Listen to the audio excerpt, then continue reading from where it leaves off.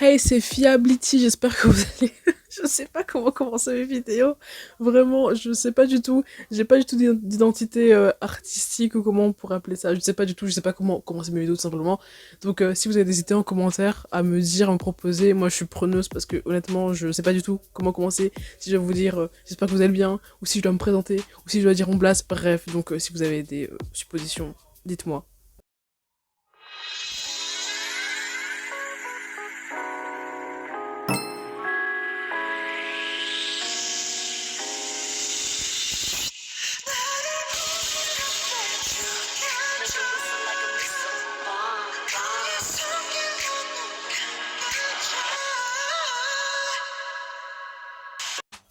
Avant de commencer la vidéo, je suis obligée d'aller vous demander d'aller vous abonner à mon compte Instagram parce que c'est là que tout se passe en fait. Je suis active toute la semaine sur ma page Insta, genre je vous réponds à vos DM, je fais des stories, etc., etc.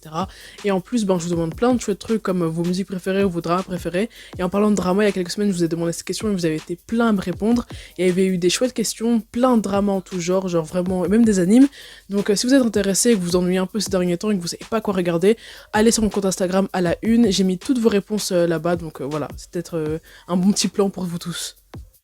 Et puis deuxième chose, ça va commencer à devenir une habitude, hein, vous allez vous rendre compte, je vais remercier quelqu'un qui a commenté dans mes dernières vidéos, dans ma dernière vidéo.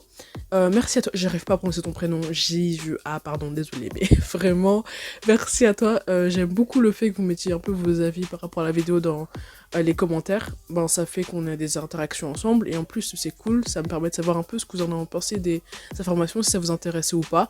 Donc merci à toi pour ton commentaire, et n'hésite pas encore à commenter pour cette vidéo, et pour les vidéos prochaines. Merci à toi. Bon, assez de blabla, on commence la vidéo tout de suite. Monday, I have nothing to do. Les idoles sont idéalisées et ils n'ont pas le droit de faire un quelconque écart, à condition de se faire cancel ou un truc comme ça. Même ton passé doit être irréprochable. Malheureusement, le passé de Han des Stray Kids n'est pas irréprochable et c'est parfaitement logique et compréhensible quand on sait qu'on n'est pas des petits anges et qu'on fait tous des erreurs. Le principal, c'est juste d'apprendre de ses erreurs.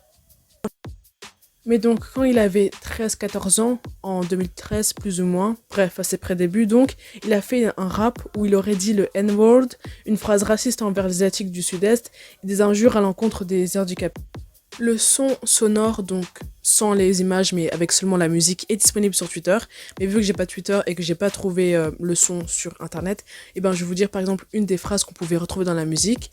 À un moment donné dans la musique, il dit êtes-vous un ouvrier kamdongi, espèce de putain d'oiseau. Le terme kamgong, putain ce mot est impossible à dire. Kamdongi est un terme péjoratif insultant les personnes à la peau foncée. Donc voilà, c'était une des phrases qu'on pouvait trouver. Il y avait plein d'autres phrases comme ça un peu péjoratives, mais je vous en prends qu'une parce qu'on a plein d'informations à dire dans cette vidéo, donc on va pas trop s'attarder sur ça.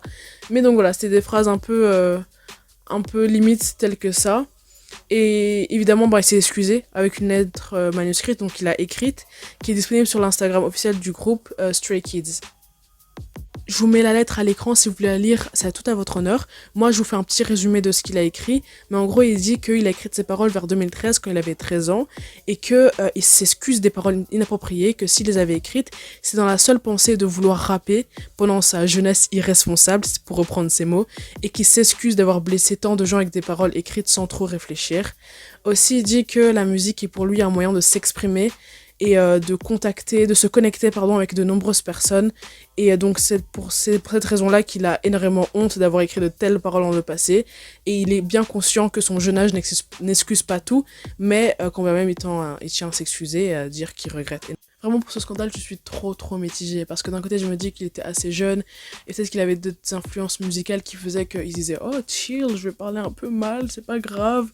Ou mais d'un côté je me dis que quand même ses paroles étaient assez pas osé, déplacé et vulgaire envers beaucoup de communautés et je suis contente qu'il se soit excusé. Après je me rends compte que je me rends bien compte que mon avis est biaisé par le fait que j'aime Stray Kids et que je suis ce groupe, mais voilà, je me dis d'un côté heureusement qu'il s'est excusé, mais de l'autre je me dis s'il s'est excusé en fait c'est parce que cette musique est ressortie, il serait jamais excusé, il serait jamais exposé en montrant ah tenez j'ai fait cette vidéo avant mais je m'en excuse. Tu sais, il aurait jamais montré son rap là si ça avait pas fuité. Je sais pas si vous voyez ce que je veux dire, mais c'est un peu comme Camila Cabello par exemple, elle avait rien dit et dès que des tweets sont ressortis montrant que elle était raciste, en gros des tweets d'elle où elle était raciste, elle avait des propos racistes, sont sortis dès que c'est sorti, elle s'est excusée. Ben là c'est un peu ça. Bref, je sais pas comment voir ça, comment voir les choses. Je sais pas si mon avis est un peu biaisé par le fait que j'aime Stray Kids et du coup je pardonne un peu plus vite.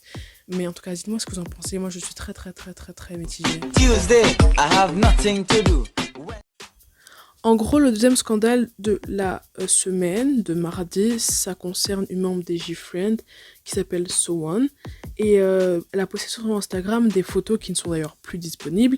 Mais en gros, sur ces images, on pouvait voir So-Won posée devant une statue représentant un soldat nazi.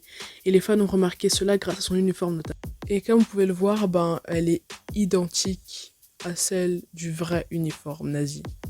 Au début, comme beaucoup de fans, je me disais que So-Won ne pouvait pas être au courant de l'histoire de la Seconde Guerre mondiale, des nazis, etc. Parce que cette guerre s'était principalement déroulée en Europe, notamment en Allemagne. Mais des fans coréens ont affirmé que la Seconde Guerre mondiale était directement liée à l'histoire de la Corée avec l'impérialisme japonais et tout. Toutes ces informations pour finalement dire que cette partie de l'histoire était également enseignée dans les écoles coréennes. Et certaines personnes ont profité pour ressortir un extrait de V-Live où une des membres disait que So-Won était renommé Hitler dans son téléphone. Selon les fans, ce serait une combinaison entre son nom de famille qui est Kim et Adolf Hitler. Mais donc, quel est le fin mot de l'histoire? Qu'est-ce qui s'est-il vraiment passé? So-Won est-elle nazie ou qu'est-ce qui se passe? Finalement, l'agence de So-Won s'est expliqué en disant dans un communiqué qu'il y a quelques temps, ils ont fait appel à une production externe pour une vidéo promotionnelle pour le comeback de G-Friend.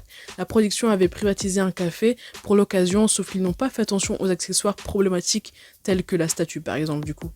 Trop mitigé par rapport à cet argument, genre cette excuse est vraiment éclatée au sol. Genre, d'où dans un café déjà il y a une statue avec un uniforme nazi? Pour commencer. Et puis, G-Friend, c'est pas de la merde. Peut-être que vous faites plus attention aux détails. Et en plus, quand on sait que tout est millimétré dans le monde de la K-pop, quand vous voyez les MV, que ce soit des petits groupes ou des grands groupes, c'est la même. À chaque fois, c'est genre des trucs incroyables avec un budget incroyable. Limite, c'est un monde parallèle.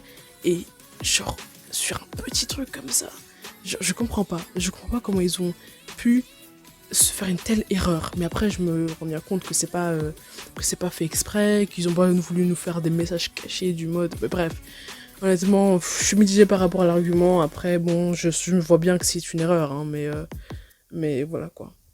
C'est bizarre. Wednesday, I have nothing to do. Bon, l'information du lundi et du mardi était assez négative et assez chargée. L'information du jeudi et du vendredi aussi, donc je me suis dit pourquoi pas mettre entre tout cet amas de mauvaises nouvelles un petit truc plutôt chill, aka le concert, le show de Blackpink. Et vraiment j'ai pas besoin de trop parler en fait, juste regardez-moi, c'est Queen. No punches left to roll. You got to keep me focused. You wanna say so. Day to night to moment. Get with me in the moment. I let you have a moment. Why don't you say so? Didn't even notice. No punches left to roll. You gon' make you crazy when you turn the lights low. Sour candy. Yeah, yeah, yeah, yeah. Push me to be nice and then I'll do it extra mean. 밖에 표정 하나에 넌 당황하겠지. 일상적이란 말들로 날 포장한 건 너야, 너야. Tuesday, I have nothing to do. Alors, je prends une grande inspiration parce qu'après ce moment de détente, l'information du jeudi est longue et très dense en information. Il y a quelques années, quand même en 2016, l'artiste Park Yeon-cheon a été accusé par plusieurs femmes pour viol. Voilà, rien que ça. Park Yeon-cheon, vous le connaissez sûrement parce que c'est un ancien membre du célèbre groupe TVXQ. À l'époque, la justice n'avait pas condamné le chanteur, disant qu'un viol ne pouvait pas se produire dans une petite salle de bain. Voilà, c'est quelque chose qui avait outré toute la Corée du Sud, je pense. Et en plus, le pire dans tout ça, c'est que la situation s'était même inversée, car l'ancien chanteur de TVXQ avait porté plainte contre ces femmes. Donc les femmes qui avaient porté plainte contre lui avant pour viol, et ben il avait reporté plainte contre elles pour diffamation. Et donc une des victimes qui s'est vue qualifiée de coupable, a fait objet d'un mandat d'une détention provisoire. Elle a dû alors être contrainte d'être emprisonnée dans un centre de détention du matin jusqu'à tard dans la nuit. Et parallèlement à ça, ses informations personnelles ont fuité, donc elle subissait du cyberharcèlement. D'ailleurs, même maintenant, elle en subit encore. Pour résumer ce qui s'est passé, dire un peu grossièrement parce qu'il y a énormément de détails, en gros la justice a ordonné une médiation entre les deux parties. Une médiation, c'est un accord afin de résoudre un conflit en fait. Et la médiation des avocats de la jeune femme était de 100 millions de won, soit 75 000 euros. Finalement, la justice coréenne a décidé que Yeonchun devait payer la moitié, soit 50 millions de won, donc 37 500 euros. Et Park Yeonchun a fini de verser la totalité de la somme d'argent le 31 janvier 2021. Un viol, ça doit être tellement destructeur pour n'importe quel individu parce que c'est vraiment une infraction dans ton intimité en fait. C'est tout simplement horrible. Et je sais, et même l'avocat le disait dans un communiqué, c'est pas l'argent qui vont réussir à réparer ça, mais c'est la moindre des choses en fait. Ça lui permettre de rembourser l'avocat parce que ça coûte pas rien un avocat. Ça lui permet peut-être de changer de vie, peut-être changer d'air, de prendre des vacances ou quoi que ce soit, bref. J'espère juste que toutes ces femmes vont aller mieux par la suite et que ça pourra vraiment les aider à avancer. Friday, Saturday, nothing to do. Lisa s'est pris une vague de haine. Pourquoi ? Parce qu'elle est thaïlandaise. Entre certains haters qui la comparent à une transgenre, attention, il n'y a aucun mal à être transgenre. Le seul problème, c'est que ses propos ont une intention malhonnête. Et par conséquent, en ce cas précis, c'est loin d'être bienveillant ou juste informatif. Et certaines personnes insinuent des choses abominables. Heureusement que les fans de Lisa, les Blink, ont fait un hashtag pour la soutenir qui s'appelle Respect Lisa, où en gros ils disent qu'il faut tout simplement respecter Lisa et que toutes ces abominations sont horribles et qu'il faut arrêter tout simplement. Et je suis parfaitement d'accord avec eux. Toute cette haine juste parce qu'en fait elle est thaïlandaise, juste parce qu'elle est elle en fait, c'est juste de la méchanceté gratuite et je ne serai jamais d'accord avec ça. Je suis désolée si la vidéo a été un peu rythmée par des bad news, mais je pense qu'il est très important qu'on mette en lumière des phénomènes un peu qui sont tout simplement pas normaux en fait. Le harcèlement n'est pas normal, ce que Lisa subit n'est pas du tout normal et révoltant. Et pour les quelques Blink qui n'étaient pas au courant, allez lui envoyer du love et de l'amour parce que, enfin c'est la même chose en fait. Mais ouais, allez lui envoyer de l'amour parce que elle le mérite et c'est une danse juste hors pair, elle est juste incroyable. Mais bon, j'espère que malgré tout la vidéo vous aura plu. Si c'est le cas, n'hésitez pas à mettre un commentaire, liker et n'oubliez pas de me rejoindre sur Insta. À la semaine prochaine.